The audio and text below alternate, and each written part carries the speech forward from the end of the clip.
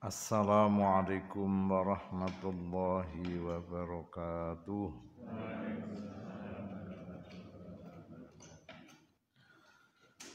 Alhamdulillahi rabbil alamin wa bihi nasta'inu ala umurid dunya waddin.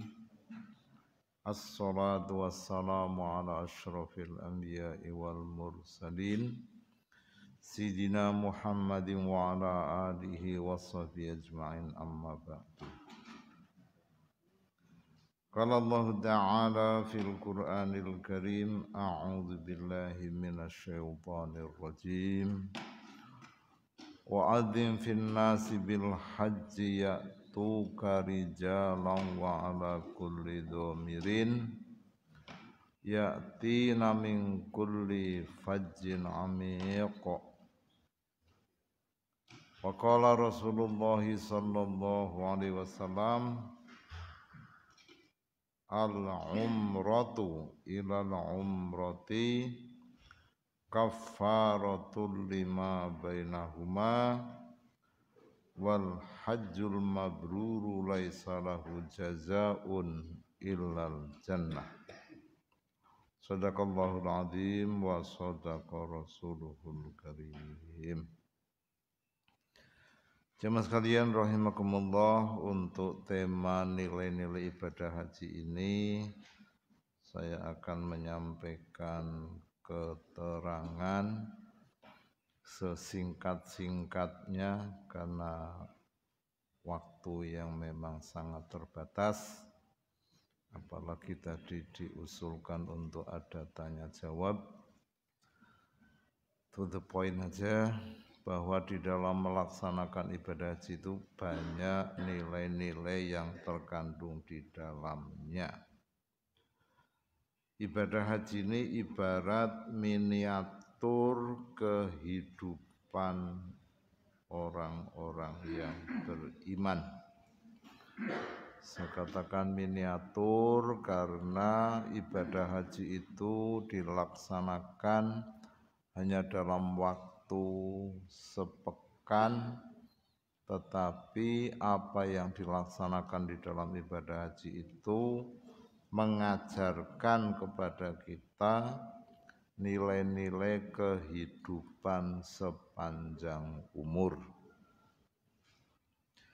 Hajinya sepekan, tapi maknanya untuk sepanjang umur. Sebetulnya ada 10 poin yang saya catat, tapi nanti jika waktunya tidak cukup ya secukupnya waktu. Poin yang pertama adalah talbiyah. Orang melaksanakan ibadah haji pasti akan menyatakan talbiyah. Talbiyah ini ucapan yang dalam bahasa lain yang mungkin gampang kita pahami. Kalau bahasa kratonnya talbiyah itu nuwun inggih sendika dawuh. Dalam bahasa militer, komandan memerintahkan, anak buah menjawab siap laksanakan. Dalam sehari-hari kita mengenal kata sami'na wa ata'na. Talbiyah adalah pelajaran tentang selalu memasang niat dan semangat memenuhi panggilan dan perintah Allah. Sambil satu contoh aja, pernahkah jemaah sekalian mendengar kumandang as-sholatu khairum minan naum. Nah ditakoni mbok semaur itu loh. Ngaji itu omong-omongan. Karena masuknya ilmu itu dari omong-omongan. Pernah mendengar as-sholatu khairum minan naum? Tahu artinya? Apa responnya?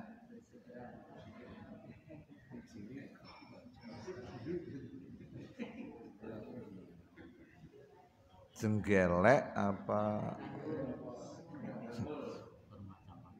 Nah, ternyata di situ ada nilai talbiyah. Segala perintah Allah itu ada makna talbiyah. Andai kata bukan adzan subuh pun ketika mendengar Allahu Akbar yang artinya Allah Maha Besar, maka tinggalkan segala urusan kecil. Apabila ada panggilan Allah, maka segala urusan manusia itu kecil. Manusia punya sifat suka membesar-besarkan urusannya. Itulah talbiyah. Untuk melaksanakan ibadah Jumat pun ada talbiyah ketika Allah menyatakan idza nudiya lis-sholati min yaumil jumu'ati fas'au ila dzikrillahi wa darul bai' dzalikum khairul lakum in kuntum ta'lamun. Maka kita menyambutnya dengan bersegera Jumatan. Begitulah segala perintah Allah, hendaklah kita sebagai orang yang telah dianugerahi iman merespon. Jangan cuek terhadap panggilan Allah. Bahkan panggilan Allah itu nanti berakhir pada panggilan akhir hayat. Ini panggilan dunia. Nanti di akhirat ada beberapa panggilan. Ya ayyatuhan nafsul mutmainnah irji'i ila rabbiki radiyatan mardiyah fadkhuli fi ibadi wadkhuli jannati. Itu kalau di dunia tidak kulino bertalbiyah, maka matine rekoso ra mlebu swarga. Kenapa? Karena pakulinan, kulinon ndablek ditimbali ya. Didawi mati ra gelem mati. Karena nyawanya cinta dunia, padahal dipanggil Allah. Inilah nilai talbiyah. Niat dan semangat memenuhi panggilan dan perintah Allah. Yang kedua, ikhram. Kata ikhram ini mengandung dua muatan makna. Yang pertama menjaga kehormatan, yang kedua meninggalkan yang diharamkan. Orang yang sedang haji berstatus menjadi tamu Allah yang paling terhormat. Disebut duyufur rahman, tamu-tamu Allah yang maha rahman. Mereka adalah terhormat selama menjaga kehormatan. Pagar untuk menjaga kehormatannya adalah meninggalkan apa-apa yang diharamkan. Sambil dua contoh. Ketika sedang ikhram ditandai dengan memakai pakaian putih-putih, berlaku sikap harus menjaga kehormatannya sebagai tamu Allah dan tinggalkan larangan Allah dari yang sekecil-kecilnya sampai sebesar-besarnya. Larangan yang paling kecil adalah mencabut rumput. Bayangkan orang sedang ikhram busana putih-putih sebagai tamu Allah, tiba-tiba melihat rumput kok kemecer bedoli. Ini bahasa Jawanya wong kurang gawean. Sedang melaksanakan ibadah haji, kok pikirannya kok nyabuti rumput. Itu larangan kecil. Larangan besar. Orang melaksanakan ibadah haji boleh jadi berangkat ke tanah suci bersama pasangan suami istri. Karena dia orang kaya, sampai di tanah suci cari pondokan yang bisa mendapatkan satu kamar untuk berdua. Soalnya wong sugih. Kalau orang yang nggak sugih neng kamar ngendi wae sak rombongan sak kamar nggak masalah. Tapi karena wong sugih cari yang sekamar berdua. Apalagi manten anyar. Mungkin nggak di dalam ikhram itu pasangan suami istri berhasrat? Jika itu terjadi, maka resikonya batal ikhramnya, berarti batal total hajinya, harus kena dam, bayar kafarat, dan yang paling berat, yang ketiga adalah wajib qadha haji tahun depan. Kalau kebetulan orang itu orang Jogja, Kabupaten Sleman, daftar haji untuk mengqadha, nunggunya berapa tahun? 32 tahun. Belum sempat qadha sudah meninggal. Kesuwen le ngenteni. Inilah gambaran dari ikhram. Jagalah kehormatan kita sepanjang umur kita dengan meninggalkan yang diharamkan. Karena haram itu kalau dilanggar menjatuhkan kehormatan. Contoh, Allah menyatakan wala taqrabuz zina innahu kana fahisyatan wa sa'a sabila. Jangan kamu dekati zina, zina itu keji dan jalan yang paling buruk. Yang disebut mendekati zina, padahal yang haram itu zinanya. Begitulah Allah mengamankan hamba-hambanya agar jangan jatuh kehormatannya. Yang ketiga, wukuf. Wukuf itu artinya mandek. Wukuf artinya berhenti. Berhenti di tempat yang namanya Arafat. Waktunya dijadwal tanggal 9 Dzulhijjah, jamnya ba'da zuhur sampai menjelang maghrib. Kalau dilihat secara lahiriah, orang wukuf itu orang camping. Tapi ketika kita tengok di dalam tenda-tenda itu, di situ ada orang-orang sedang bermacam-macam. Mungkin ada yang sedang duduk, ada yang sedang berdiri, ada yang sedang layeh-layeh.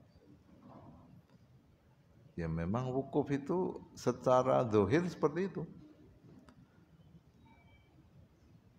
Tapi muatan dari kegiatan yang namanya wukuf adalah kegiatan spiritual meliputi muhasabah, muraqabah, dan taqarrub ilallah untuk memperoleh ma'rifatullah. Tempat yang namanya Arafat itu mengandung makna kenal.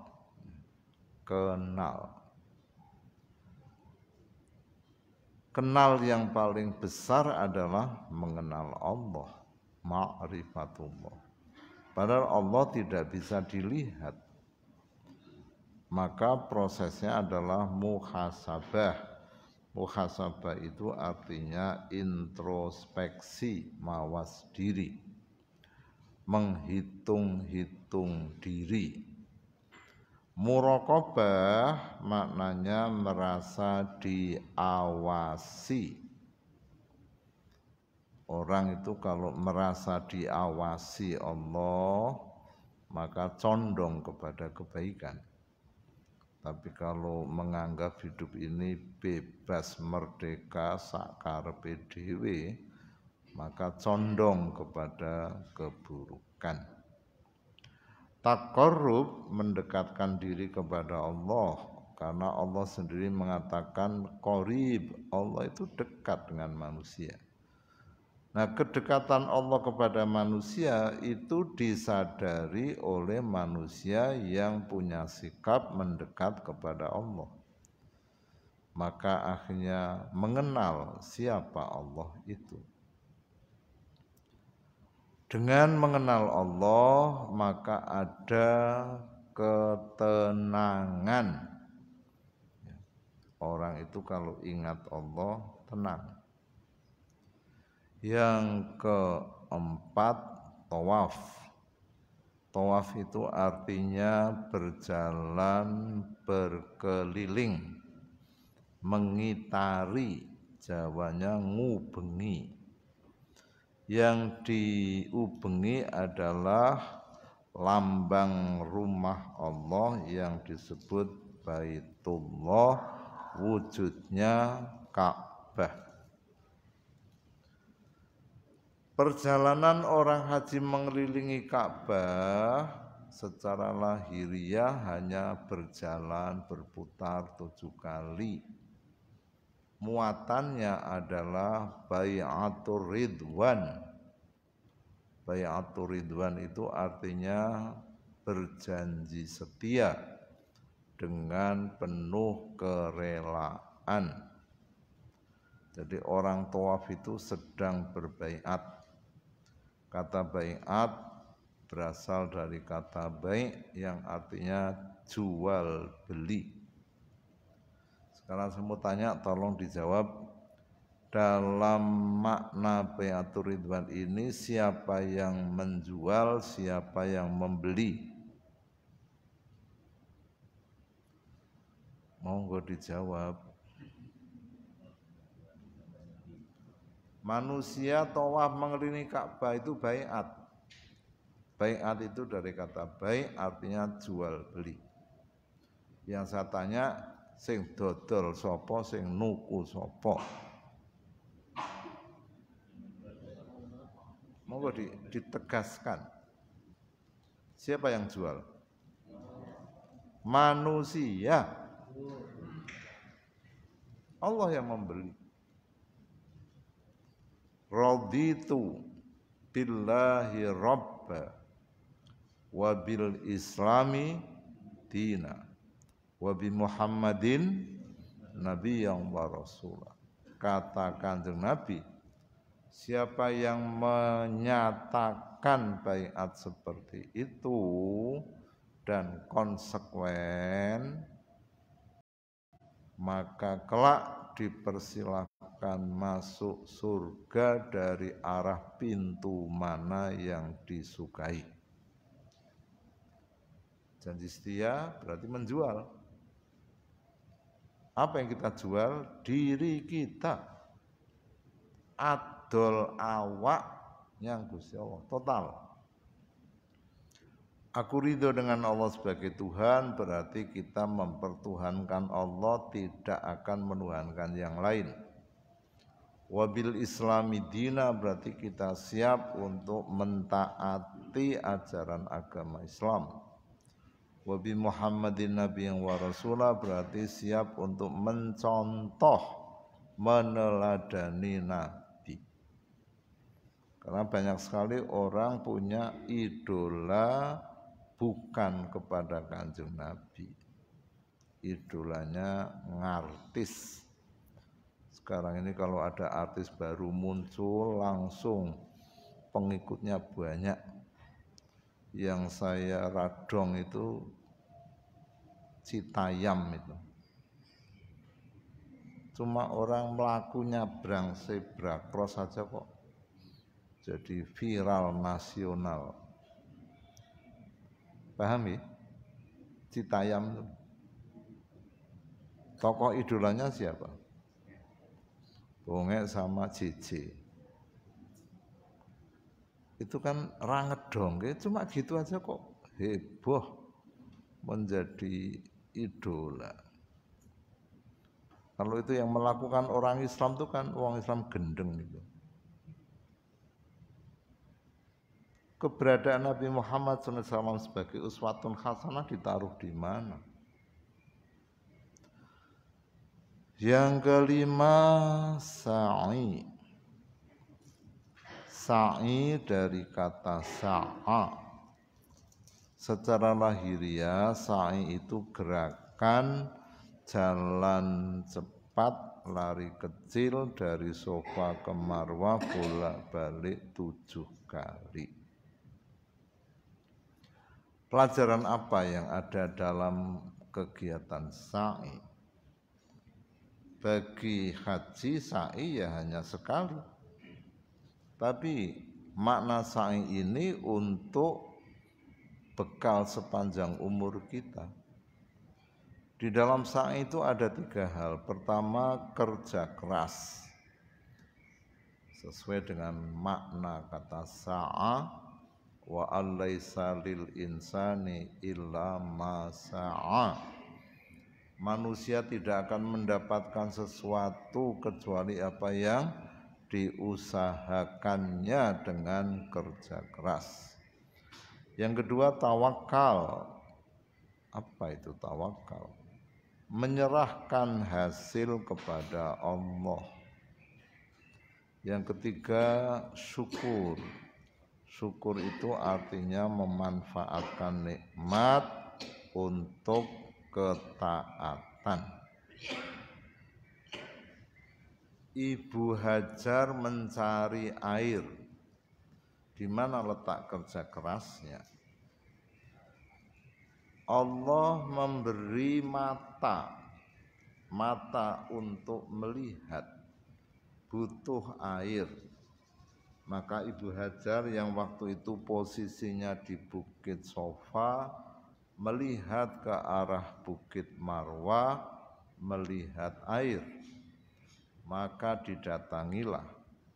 Sampai di Marwah tidak ada air. Balik hadap ke arah Sofa, melihat air. Didatangi, tidak ada air.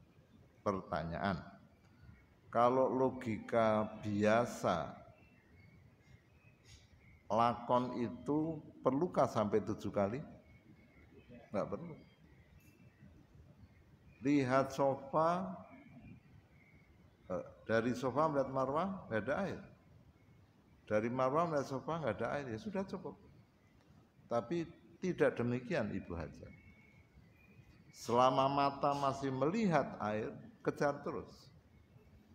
Ternyata memang Allah sedang menguji seberapa kamu kerja keras.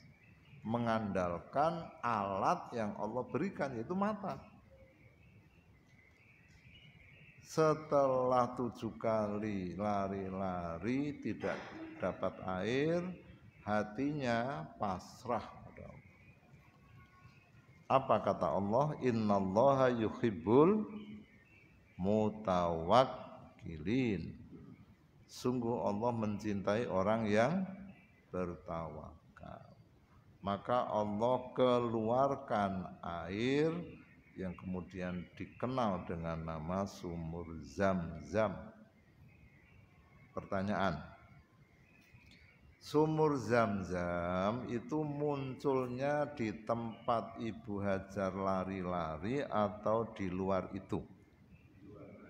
Di luar. Sumur Zam-Zam posisinya antara Ka'bah dengan tempat sa'i. Itu mengandung makna apa? Mengandung makna bahwa urusan manusia itu usaha. Urusan hasil terserah Allah. Ada sarjana dengan gelar sarjana hukum.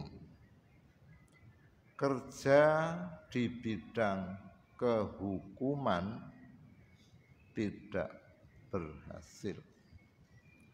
Akhirnya dia bikin pekerjaan buka bengkel motor, laris banget.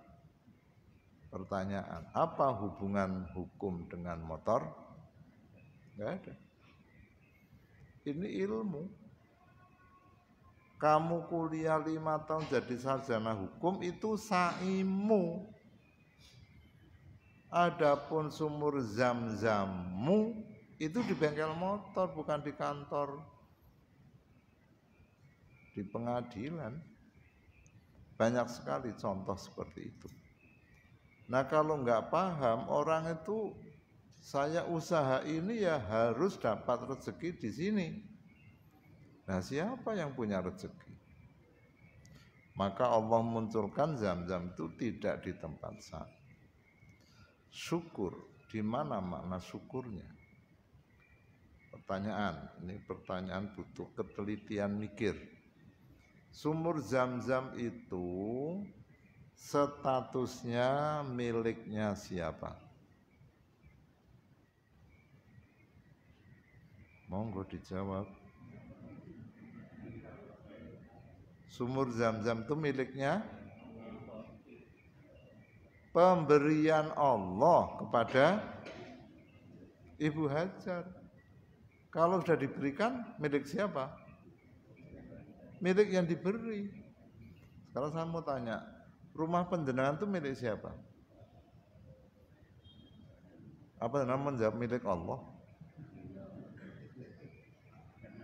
Ya milik jenengan toh. Kenapa? Itu rumah sudah Allah berikan pada penjenengan. Sebutannya rumah penjenengan. Yang punya rumah namanya Pak Soleh, maka disebut rumahnya Pak Soleh, bukan disebut rumah Allah. Kalau bicara milik Allah, sak jagat sak isine milik Allah. Di sini ada ilmu. Sumur zam-zam itu yang lari-lari siapa?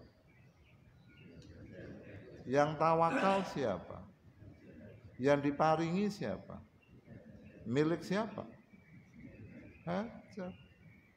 Masalahnya adalah itu sumur dinikmati sendiri atau dibagi-bagi. Paham maksudnya?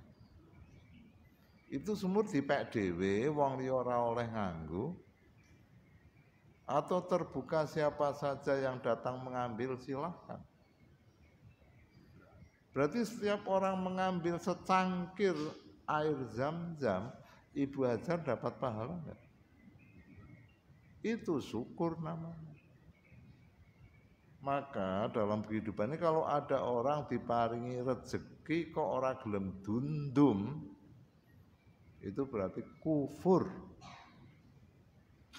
Ibu Hajar membiarkan dengan adanya sumur zam-zam itu burung-burung datang mengambil air minum, silakan. Orang-orang di padang pasir berdatangan karena melihat burung turun di situ berarti ada air. Berdatanganlah orang minta air, silakan. Bahkan hanya minta izin untuk bertempat tinggal di dekat zam-zam, boleh. Karena kedermawanan Hajar jadi kota. Nama aslinya apa? Nama asli tempat itu apa? Ada yang tahu? Makkah. Berubah jadi Makkah.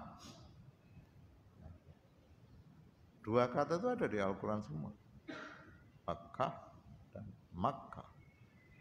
Jadi dari peristiwa sa'i kita dapat ilmu supaya kita jadi orang sukses, kerja keras. Tapi jangan lupa tawakal, jangan memaksakan keberhasilan atas maumu. Stres kamu. Berapa banyak orang stres gara-gara punya usaha mengharuskan berhasil.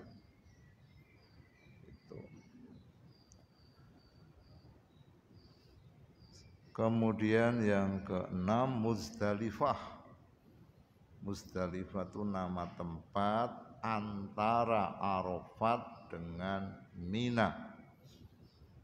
Dalam perjalanan dari Arafat menuju Mina, wajib mabit bermalam di Muzdalifah. Ada pelajaran apa di Muzdalifah? Muzdalifah adalah tempat ribat. Ribat itu persiapan, jihad dan bekal.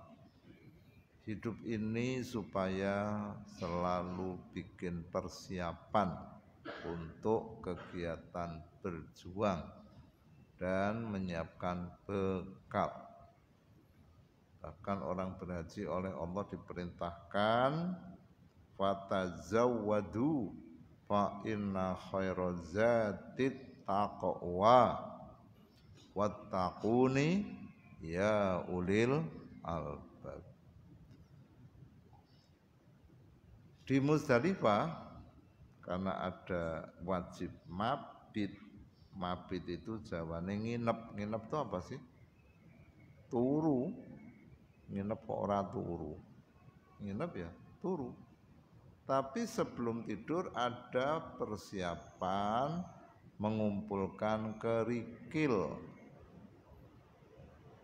Sebaiknya tidur dulu, bangun tidur, cari kerikil.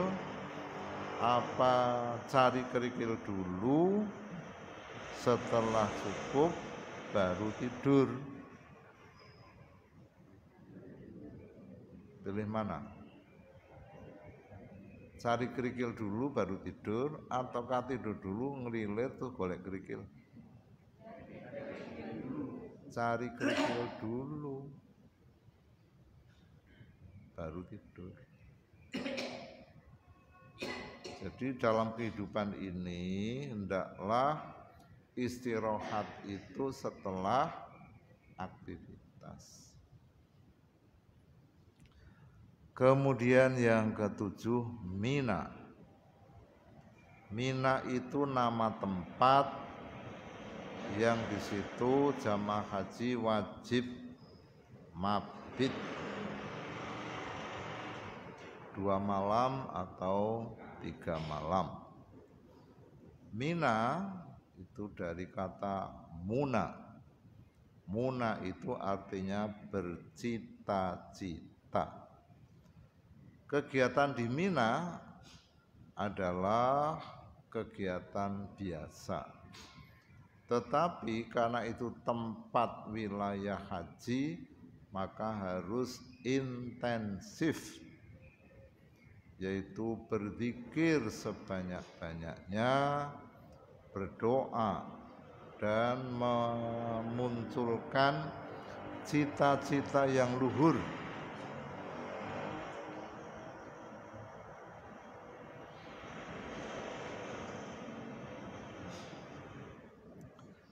Zaman dulu, hampir semua pejuang tanah air itu orang pulang haji. Dalam sejarah Indonesia, semua pejuang besar itu orang pulang haji. Belanda merasa kerepotan menghadapi para pejuang. Akhirnya untuk menghadapi para pejuang, Belanda bikin peraturan setiap orang pulang haji harus pakai nama haji. Tujuannya apa? Pengawasan. Jadi setiap orang pulang haji harus pakai haji, supaya mudah pengawasannya. Sebab setiap ada gegeran itu mesti pelopornya orang haji. Mulai awal tahun 1900-an, bahkan sebelumnya 1800-an sekian, itu hampir semuanya itu orang pulang haji. Karena ketika di Mina itu mereka memunculkan perenungan, bercita-cita untuk memerdekakan bangsanya. Belanda pinter, kasih gelar haji. Orang-orang yang diberi gelar haji yang ngerti, diawasi. Tidak ada kebanggaan dengan gelar haji. Tapi yang nggak paham, berburu gelar haji. Pulang dari tanah suci nggak dipanggil haji, ra gelem mengo. Puluhan juta kok ora disebut. Mina dari kata muna, untuk memunculkan cita-cita yang luhur. Bahkan cita-cita yang luhur itu sampai cita-cita ingin menjadi ahli surga. Yang kedelapan, lontar jamarot. Orang Jawa menyebutnya mbalang jumroh. Kegiatan lontar jamarot ini adalah bentuk maklumat perang terhadap setan.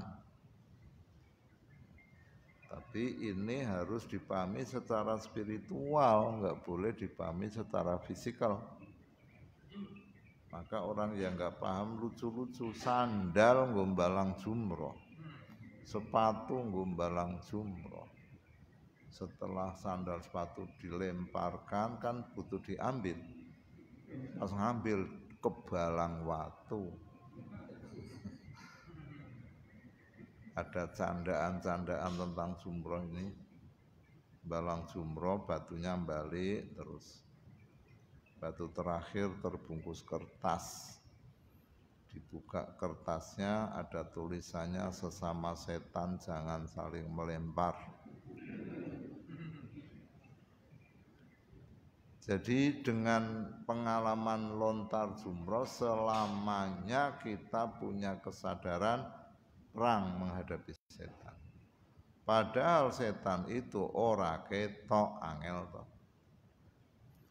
Menghadapi musuh yang tidak kelihatan, Allah memberitahukan wala tatabi'u khutuwatis syaiton innahu lakum aduwwum mubin. Yang ke-9, tahallul. Apa itu tahallul? Tahallul kebalikan ikhram. Kalau ikhram barang yang halal diharamkan, tahallul yang kemarin haram sekarang dihalalkan.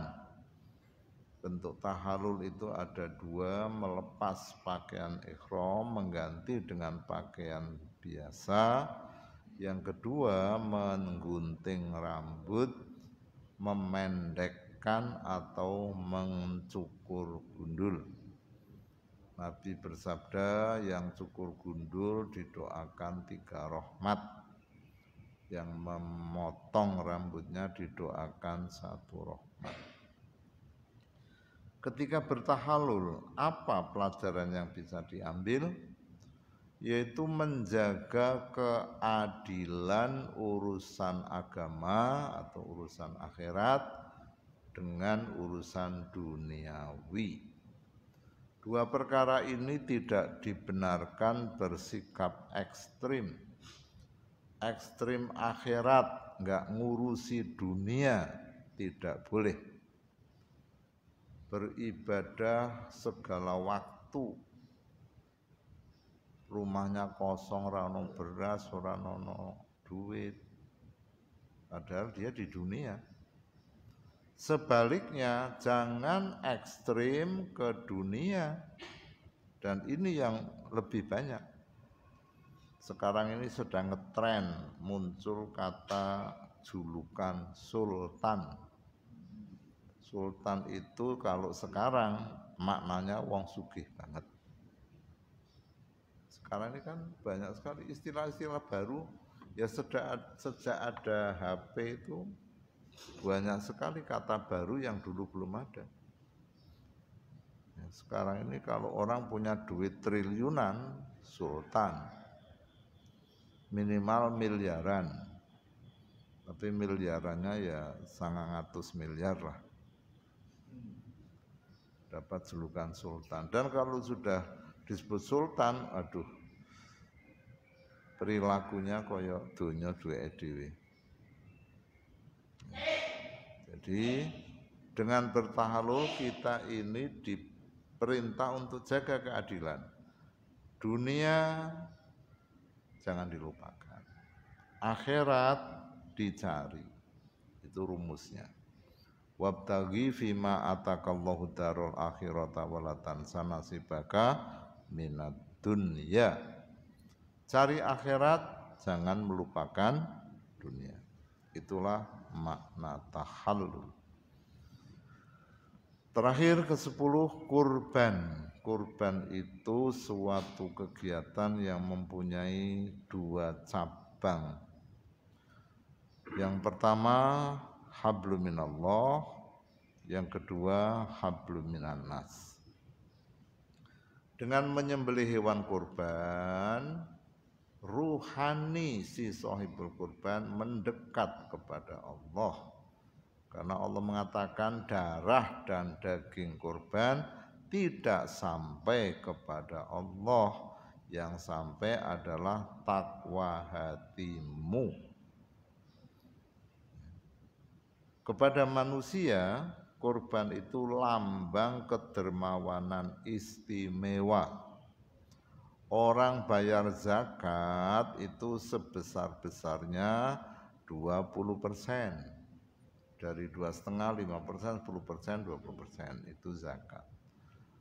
Sebesar-besar sedekah itu 1/3. Tapi beda dengan kurban.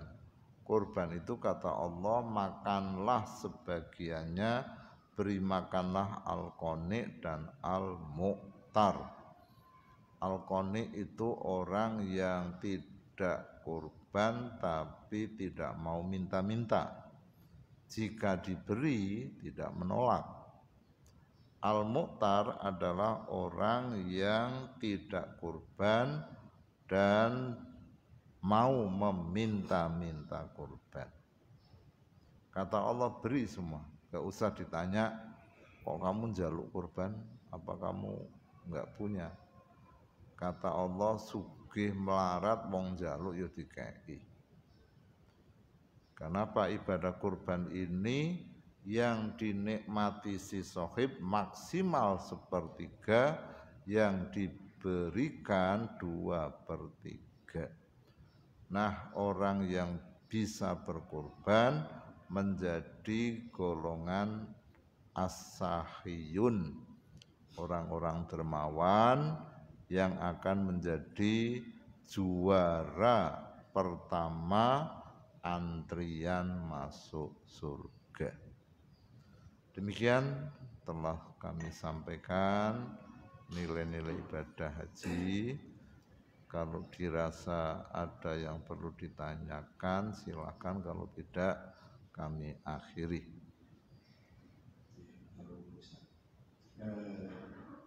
Tausiah dengan ibadah haji disampaikan oleh Ustaz Fadil. Mungkin dari jamaah ada yang ingin ditanyakan sebelum.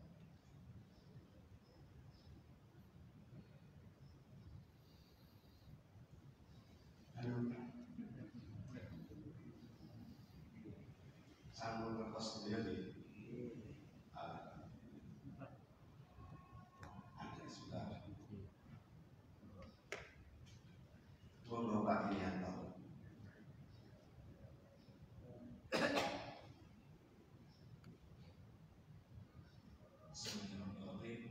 Assalamualaikum warahmatullahi wabarakatuh. Waalaikumsalam.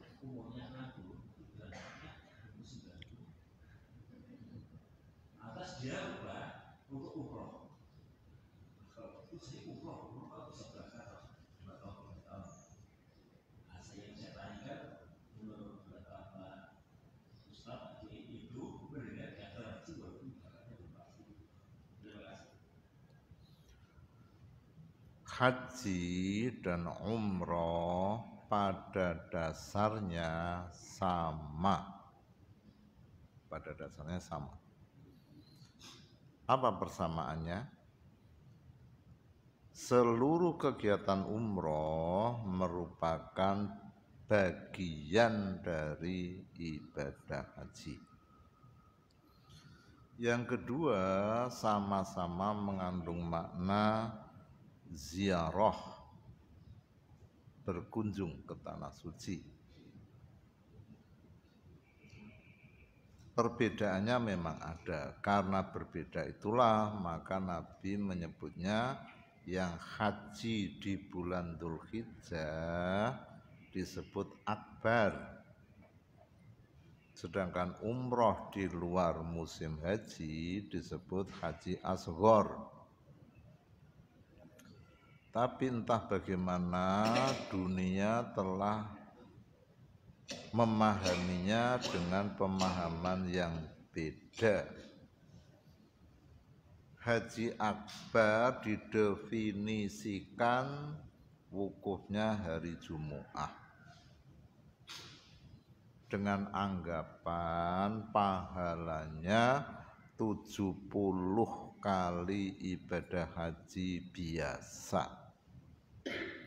Akibatnya apa? Ya timbul kesulitan karena orang mengejar pahala 70 kali, maka kalau dihitung wukufnya jatuh hari Jumu'ah, yang berhaji banyak sekali, termasuk tahun ini.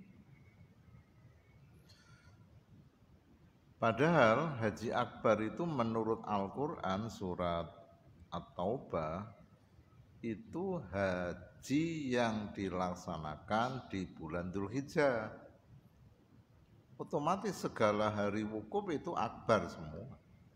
Untuk membedakan dengan umroh yang disebut asghar. Asghar itu kecil, akbar itu besar.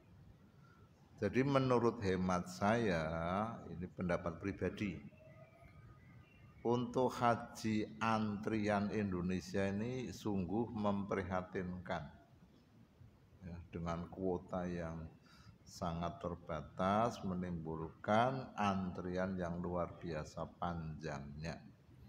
Antrian yang sangat panjang ini juga menimbulkan masalah baru. Mungkin jamaah sudah pernah mendengar kata visa haji furoda. Ini saya tanya Mbok di Semauri toh. Sudah pernah mendengar kata visa haji furoda? Sudah tahu maksudnya? Duh, kalau belum ya tak jelas. Kalau sudah nggak usah diulang-ulang toh. Ini salah satu problem jamaah ngaji kita. Nek ditakoni udah meneng wae. Padahal ini ngomong ilmu. Saya tanya, kenal kata visa haji furoda? Kalau belum kan dijelaskan. Visa haji furoda itu visa super istimewa. Itu visa jatahnya para pangeran keluarga kerajaan Arab. Arab itu kan ada 7 toh. Arab terbesar itu Saudi. Ada Arab kecil. Ada Qatar, Emirat Arab, Oman, Yaman. Nah, mereka itu bikin visa haji super khusus untuk para keluarga mereka. Ya bahasa Jawanya aneh wong ngendi-ngendi dorene keluargane dhewe ora. Gitu loh. Filosofinya begitu. Maka para pangeran Arab itu punya hak visa itu. Siapa punya visa itu silahkan berhaji menurut tahun milih dhewe. Tahun haji milih dhewe. Kalau Indonesia kan nggak bisa milih. Andai kata boleh milih dhewe, berangkatnya kapan? Tahun ngarep kabeh toh. Nah, visa itu oleh para pangeran Arab itu tahu Indonesia antriannya panjang, didol, ditawarkan ke Indonesia, payu nggak? Laris, tapi harganya nego. Paling murah 500 juta, paling mahal 1 miliar. Begitu dapat visa tinggal milih tahun piro mangkat sakarep. Itulah Haji Furoda gara-gara memaksa diri harus segera haji karena nun sewu khawatir selak mati. Nah kalau duit triliunan kan 1 miliar sak upil toh. Nah saya dalam keadaan normal nggak ada hal seperti itu, haji nunggu lama, umroh tiap saat. Kenapa nggak umroh? Ya. Wa atimmul hajja wal umrata lillah. Allah menyatakan sempurnakan olehmu haji dan umroh karena Allah. Itu ada kata umroh. Haji sulit, ya umroh yang gampang. Berapa banyak orang berumroh punya pengalaman yang sangat bagus untuk agamanya. Daripada nunggu haji yang nggak jelas kapan berangkat. Aten jawaban kami.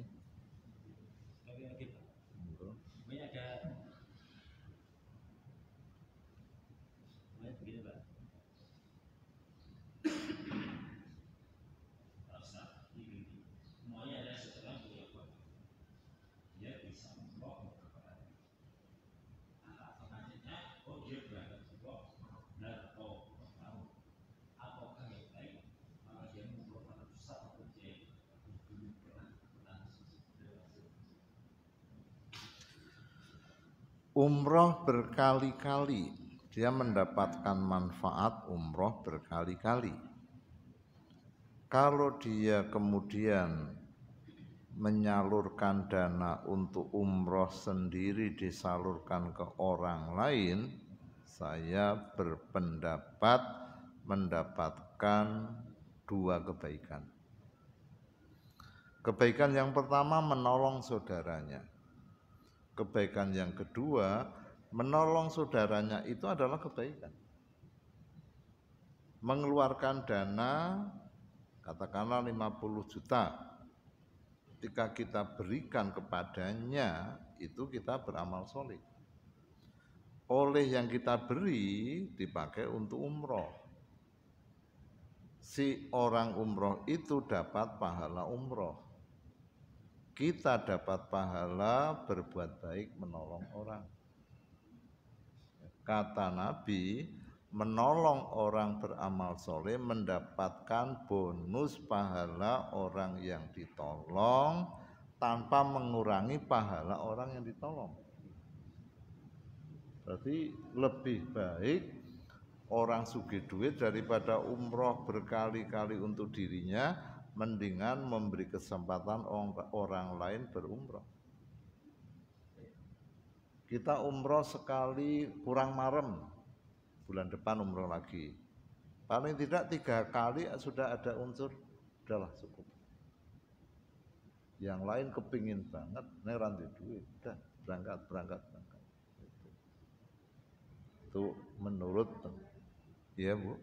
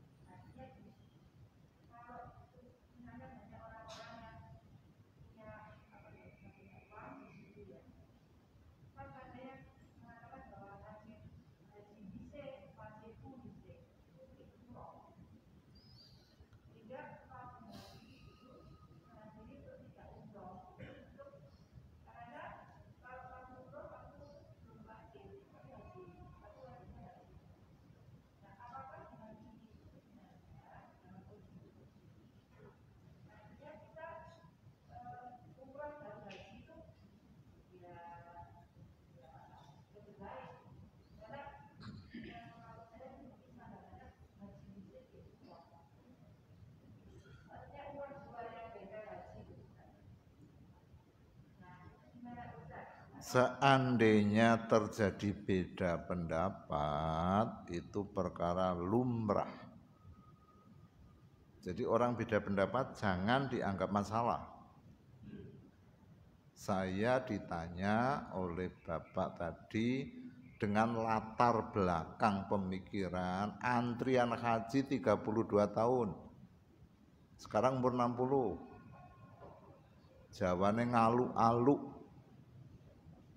Umroh mampu. Tadi sudah saya bilang, umroh itu sama dengan haji. Nah kok sama? Nabi yang menamakan kok. Haji di bulan Dzulhijjah disebut akbar, itu Quran. Umroh disebut asghar, kecil. Kenapa disebut besar dan kecil? Karena haji itu komplit manasiknya. Umroh bagian dari manasik haji. Tapi ada persamaan ziarahnya sama, pengalaman spiritualnya sama. Orang belum pernah ke tanah suci, datang ke tanah suci itu ghirohnya, ya, gemuruhnya batin itu sama dengan orang haji. Jadi andai kata ada yang beda pendapat, udahlah lumrahkan aja. Kita ini punya kebiasaan kalau beda pendapat tuh ingin menang dengan mengalahkan pendapat lain. Ini yang nggak bagus. Beda pendapat itu lumrah, udah itu aja.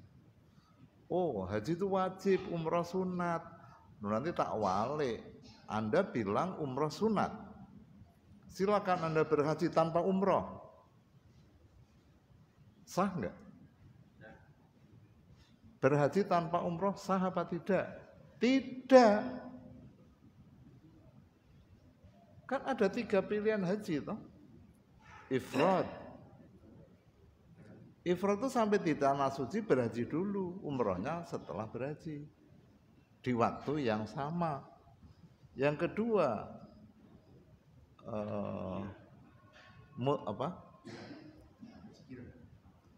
Yang kedua, tamattu. Tamattu itu dari kata mut'ah, artinya bersenang-senang. Caranya, sampai di sana umrah dulu. Terus istirahat sebentar, datang jadwal haji, berhaji. Namanya tamattu. Yang ketiga, qiran. Datang ke sana waktunya sudah mepet. Langsung haji plus niat umroh disatukan. Jadi pertanyaan berhaji tanpa umroh, hajinya sah nggak? Tidak, mesti harus umroh. Kenapa ada orang berani berkata umroh itu sunat? Umroh itu ya wajib. Umroh yang bersama haji itu umroh wajib. Yang disebut umroh sunat itu mengulang-ulang umroh lah itu. Berikutnya kan sekali ke tanah suci bisa nggak umroh 7 kali? Bisa. Yang pertama itu umroh bagian dari paket ibadah haji. Umroh yang kedua 3, 4, 5, 6, 7 itu sunat. Begitu. Aten Bu? Ya, boleh Pak, itu berbeda pendapat, tetapi yang jelas di dalam fikih itu Imam Mazhab itu sudah menetapkan bahwa salah satu rukun Islam adalah haji. Di dalam haji memang ada 2 rangkaian yang itu dilakukan dalam waktu yang pada bulan Dzulhijjah. Nah itu adalah haji. Sehingga kalau dilakukan di luar bulan Dzulhijjah atau tanggal 9, 10, 11 sampai dengan 13, maka para ulama itu menghukumi sunnah. Monggo itu berbeda pendapat. Tapi di dalam fikih adalah seperti itu. Maka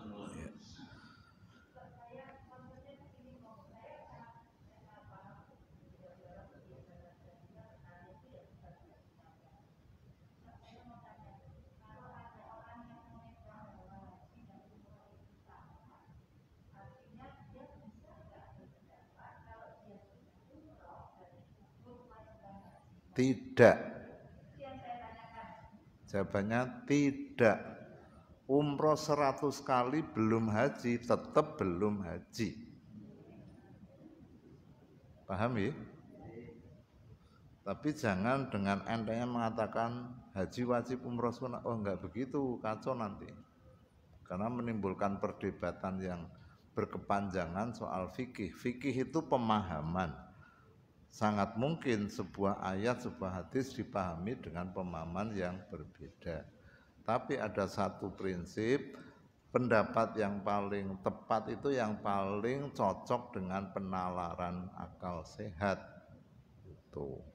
Baik, saya kira waktu sudah tidak memungkinkan untuk dilanjutkan.